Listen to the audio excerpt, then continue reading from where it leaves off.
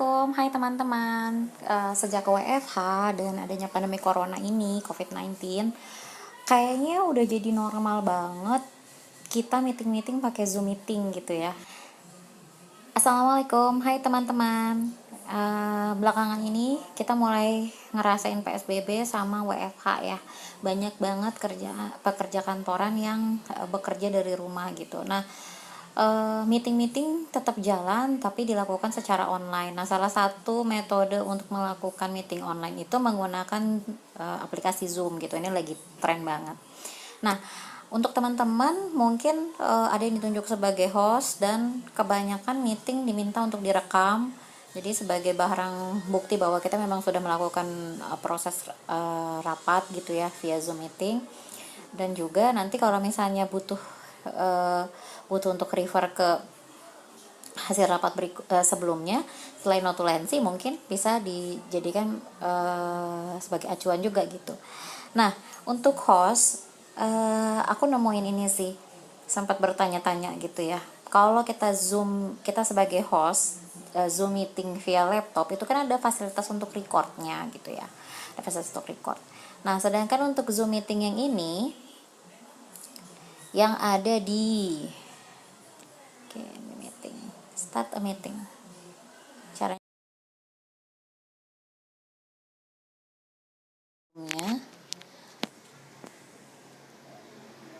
aku pengen matikan videonya, jadi kita klik stop video. Oke. Klik stop video di sini. Nah, ini bisa di mute dan bisa tidak ya.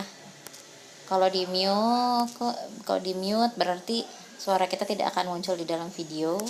Kita bisa unmute juga. Oke, kita bisa nambah partisipan di sini.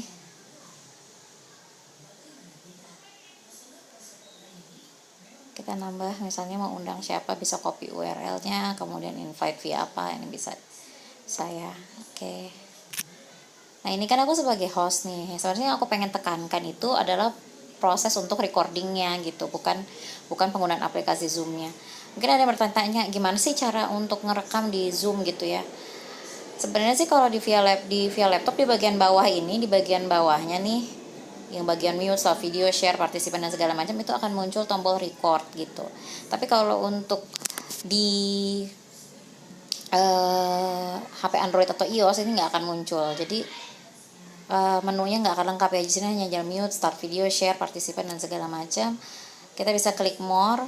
Nah, sebenarnya proses untuk perekaman Zoom meeting via Android bisa dilakukan bila hostnya itu sudah license gitu. Jadi nanti akan muncul di menu more ini, akan ada tambahan untuk record meeting gitu, baik di iOS maupun di Android akan muncul. Tapi catatannya mereka harus license. Jadi kalau sekarang kan aku pakai gratisan nih gitu ya, pakai gratisan, jadi otomatis tombol tersebut tidak akan muncul gitu. Tapi kalau misalnya kita bareng teman kita, terus ternyata dia pakai laptop dan pengen merekam, itu bisa gitu ya. Jadi kita tinggal pilih